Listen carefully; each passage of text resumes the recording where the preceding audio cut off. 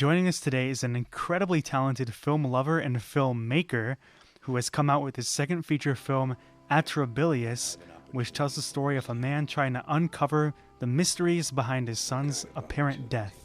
Let's welcome to the Film Fanatics, William Atticus Parker. Hey, William. Hey, thank you for having me. So first, we were thinking we could ask you a couple of questions about the movie. I know Gal watched it like a couple of weeks back, Yeah. and I actually watched it yesterday. Yeah, and I had a great time watching it. Of course, I logged it onto Letterboxd. Uh, so that was fun. Knowing that I was gonna get to talk to you today about it, and just overall thoughts. I just want to tell you that it's a really great movie. I really like the story. I really like the thrillers slash mystery aspects of it. Gao knows that's one of my favorite things, and you really did impress me. I didn't get a chance to watch your first movie yet, so this is the first time I've watched a movie from you, and again, especially because you're 19, I'm very impressed. We're both very inspired Yes. by Atrabilious, especially like thrillers are also one of my favorite genres, and seeing like the really creative shots and the lighting and the performances that you got out of them. I want to ask a couple questions about it because first of all, it's really interesting, and you came up with such mysteries that we would connect to like noir movies that we love. So how did you come up with some of those characters? Like one of the performances that stood out to me was Mark Boone Jr., whose character is like really eccentric, or Jeffrey Wright, who I always love, or Alec Baldwin's character is mysterious in a dark way. How did you think of those characters that the lead comes across? Yeah, so typically, whenever I'm writing a movie, I start with occupations. Before I ever go to the narrative, the story, the arc, I always start with an occupation, whether that's the lead character, the antagonist character, or a supporting character. So for 40 Winks, it was, oh, let's do something about a hypnotist. And then I was like, maybe we take a spin on it and we make him a hypnotist hitman. And then for Atrabilious, I really liked the idea of mixology. I thought that that was a really interesting uh, form to explore in the cinematic world. And then I wanted to add my own twist to it, and I thought, what was a better way to kind of rope in a mystery than having these drinks that were non-alcoholic but could potentially cure grievances. So I kind of started with that, and then I wrote the character of Stephen Joyner. I wrote kind of the narrative, and then I get started after that on just like kind of seeing who he runs into, who he goes through this mystery with. Uh, and the first character besides him that I came up with was Dr. Edward Gillespie, because I knew that whoever was involved in some way with the mystery had to have some kind of intention for being involved in said mystery with not giving too much away. So it was important to me to not just make him like a one dimensional character. And I think that's where his eccentricities come from, and just kind of his addiction to poetry and addiction to Shakespeare, things like that, um, and the religious aspects that he kind of grapples with. And then someone like Jeffrey Wright, his character Vincent was one of my favorite characters to write because one of the things that I said to Jeffrey, I was like, Steven's going to keep on asking Vincent questions, and Vincent has the questions, but he's going to keep on firing back with redundant questions because he can say exactly what happened, but he's not even keeping it from him in a kind of cold-hearted way. He's keeping it from him in a way of almost teasing him. So it was fun to kind of like have Vincent be the catalyst of all these characters. Uh, But yeah, and then of course Proctor Carlyle, Alec Baldwin's character. You know, you always need some comedic relief. And originally, it was just the scene happens. It was like they walk into the Webster home, and Proctor Carlyle is on the couch, nothing else. And then we just had this two takes where he would just kind of spurt out some improv, some funny things, and so I just stitched that in. Um, and so that was a fun character to kind of come up with him. Yeah, that scene actually is one of my favorite ones in the movie. I really love when like a movie like a thriller or something like that has this edge of comedy, of like this really eccentric characters that are like bigger than life, like they're bigger than like everyone around them. And when you just see Alec Baldwin just like laying there, and you're like, oh my god, this bastard's gonna make me laugh, isn't he?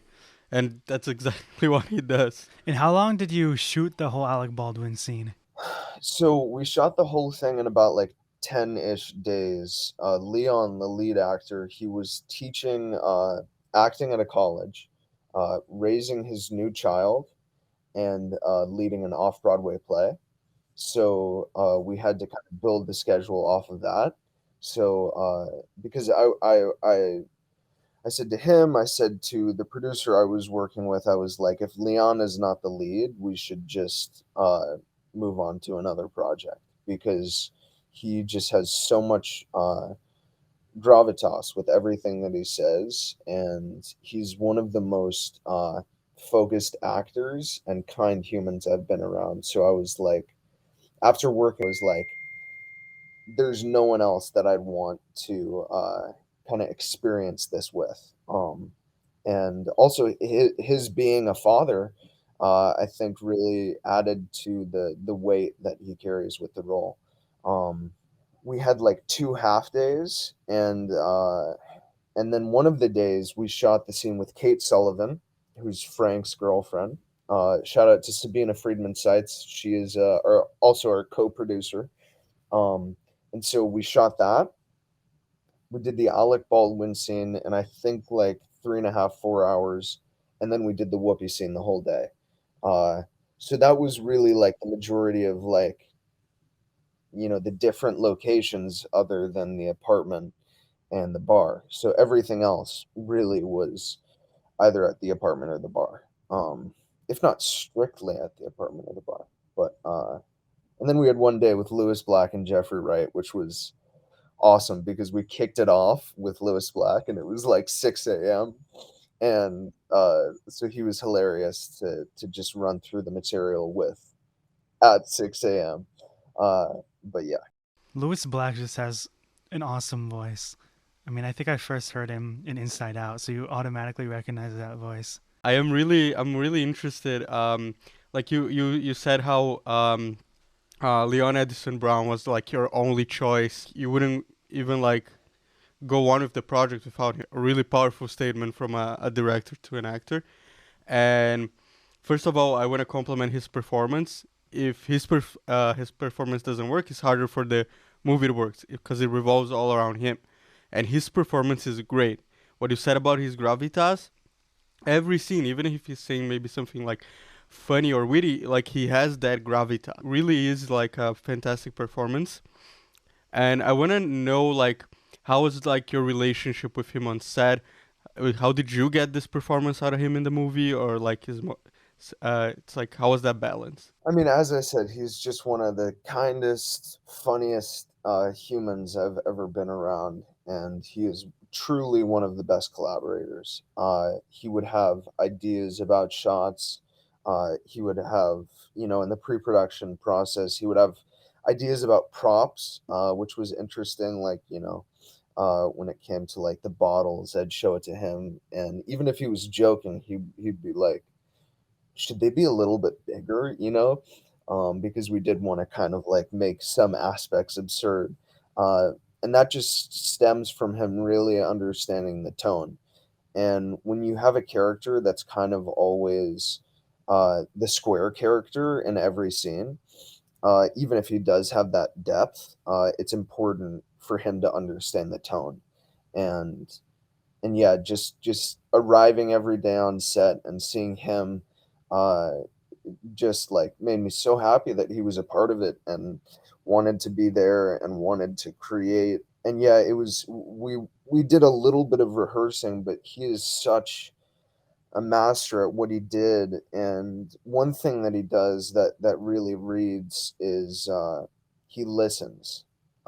He listens like almost no other actors. Like, because there are a lot of like actors, in some movies where it's like they act like they're listening, but they're really not internalizing it. And his process of internalizing what other people are saying and kind of stepping away from the spotlight made it just such an enjoyable performance, or enjoyable experience for everyone on set. And as I said, he's really, really funny. I mean, that's why I originally cast him as Wesley in 40 Winks. When you see it, you'll see more of his comedic sense. But yeah, he is the sweetest, kindest human. Nice. Thank you for sharing that. And I was really That's curious lovely. about the process. That was great. So yeah, could you talk a bit about your process lighting the shots, especially the titular bar, because that was a really memorable shot. And also, can you bring us a bit into your process with editing, because both Alan and I are very passionate and active editors in our time. Yeah, so with the lighting, I mean, it's important to bring up the crew, because we did this whole thing with an on-set crew that varied from about 2 to 5 people every day. We didn't have a gaffer, and so, as I said, Sabina Friedman Seitz, she was the co-producer, and then Adam Piacente, who's in it, he plays Alan. He plays one of the bartenders.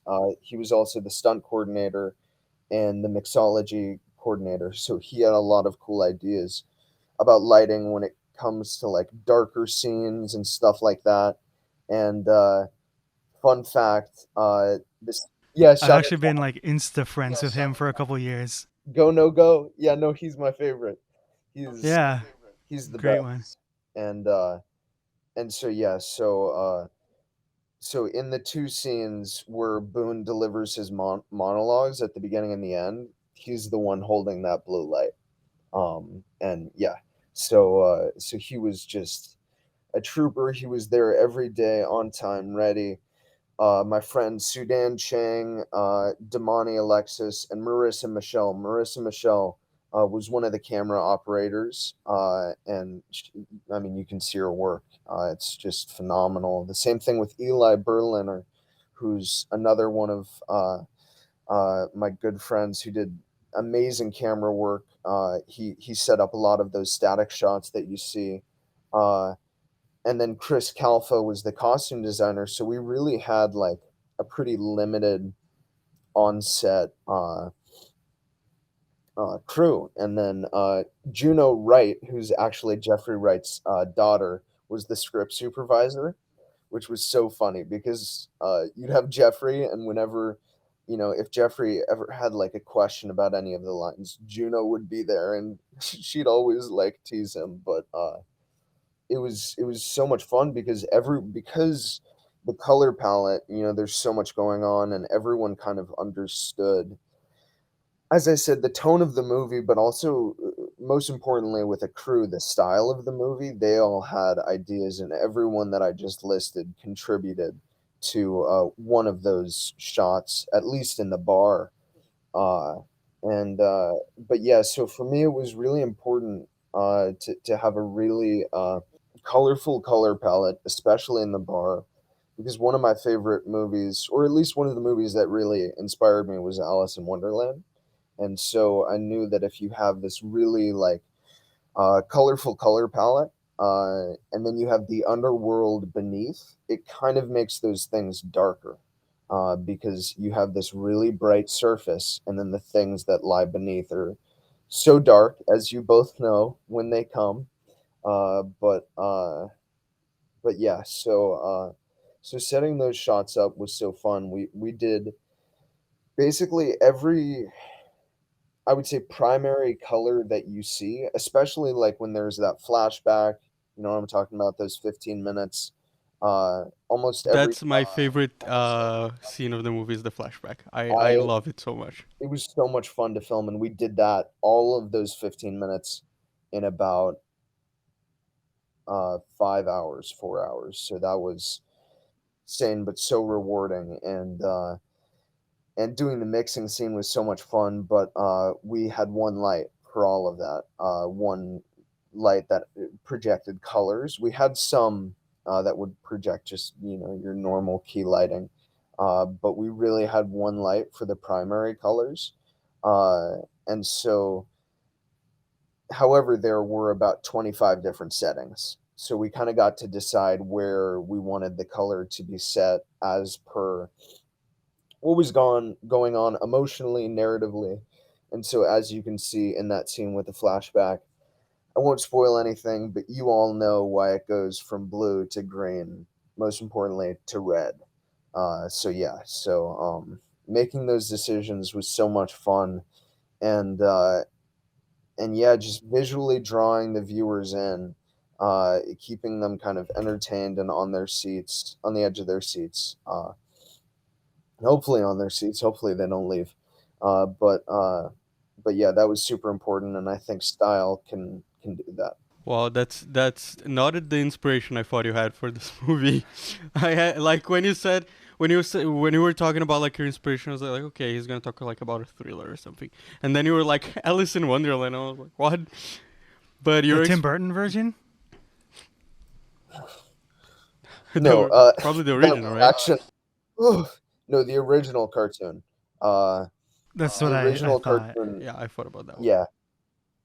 And then of course, there were tons of thrillers. Honestly, even something like Nope, uh, which we all saw together, the whole cast and crew. That was an inspiration in the sense of how it blended so many genres together, because we really knew that we were going in blending so many genres almost consistently throughout the movie, rather than like each act being kind of a specific genre. uh, there were kind of those suspense mystery elements, comedy elements throughout, so it was important to kind of recognize uh, that. And then also films like Zodiac and Prisoners, stuff like that, in terms of the darker scenes and the mystery. Those were really massive inspirations. Uh, but yeah, it was it was so much fun to come up with that. I think that movie is really unparalleled when it comes to kind of like the honestly just like the kind of like detective. Uh, uh, Aside from High and Low, I'm a big High and Low fan, but Zodiac in recent years, it just does so much, and even though it's 2 hours and 45 minutes, it breezes by, for me at least, and the lighting and like some of those, yeah, and the lighting in some of those opening scenes is just stunning. And I remember when I was putting together my lookbook, there were at least 3 shots from that movie that were basically direct inspirations to some of the things in the movie. Closer to the end, but yeah. Cool. And you mentioned also Prisoners. The narrative quality, if that makes sense, of Prisoners, I could see like some of like your inspirations from that when I was The watching the parent movie. and child. And yeah, exactly, and like how that affected like the just the narrative in general and just the genre itself, like the thriller when you were mixing it in with like the dark comedy aspects, which is something that Prisoners does not have. But I didn't it, laugh watching Prisoners. but like on your film it works really well, like it really does. Thank you. Yeah, no, Prisoners was a massive, just narratively, also like the way that it kind of like, it kicks off with the mystery. It's those first 7 minutes, and it's off to the races. So that was important for me too, to kind of like to kind of just really just get into the mystery, in those first 10 minutes, and because originally, I don't know if I've mentioned this before, but those first 15 minutes, the first flashback, originally that was the start of the movie. So originally, the movie started with those 15 minutes, and then the rest of it went on. But into the editing process, I figured out that really starting out, making sure that you get to Jeffrey Wright, get to the bar within those first 15, 18 minutes was super key. And then the other thing that I noticed is the mystery would kind of have solved itself if those 15 minutes came first. So I wanted to keep things more ambiguous, which is why I went for a semi non-linear structure. Um, but yeah, Yeah, I'm happy you did. I think it was 100% the right choice. When like I told you, that flashback is my favorite part of the movie, and I think it wouldn't have hit as strong if I didn't like know anything before. Like if I had like no idea of like who those characters were, like you wouldn't have had the same like emotion behind it. So for sure it was the right call, and I'm glad you made it. yeah, I think it's all the more chilling to see Boone. That's all I'll say at that point in the movie, uh, rather than if it were at the beginning. Yeah, he's so good. Shout out to Mark Boone Jr. He's one of my favorite people. Uh, he's also just so funny, and he's playing just what may go down as like potentially one of the most uh, brutal characters in the history of like if I go on to make more movies, and he does have that humanity to him, but it was really funny because we do some of those scenes. I think you know what I'm talking about, the scenes that precede the flashback.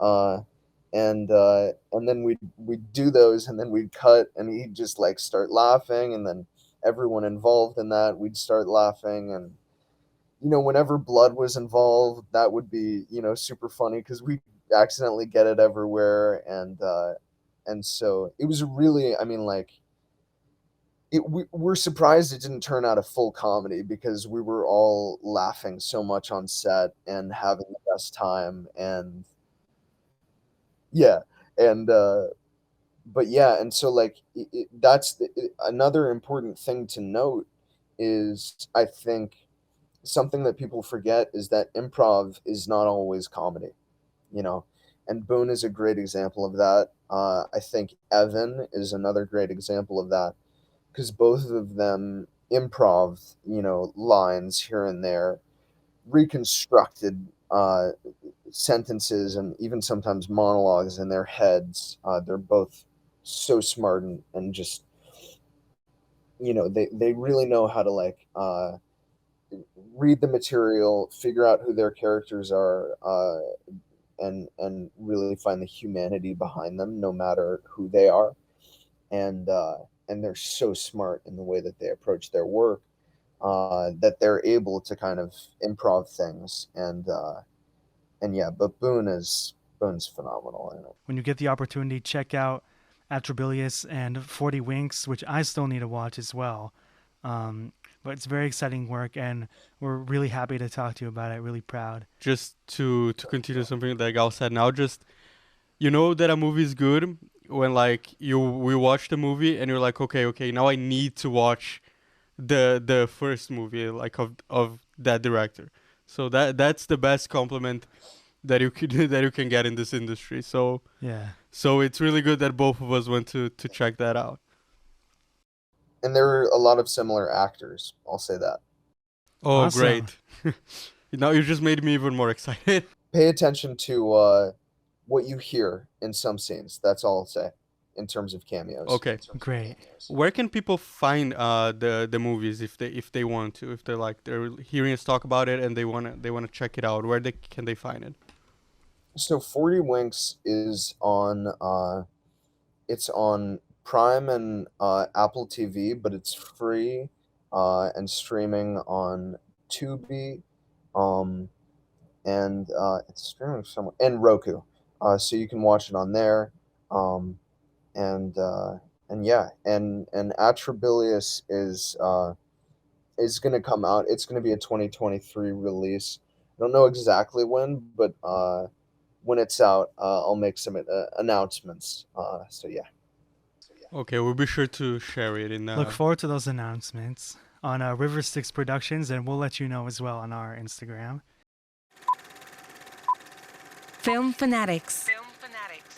From the silver screen to your earphones with Alan Azulay and Gal Balaban.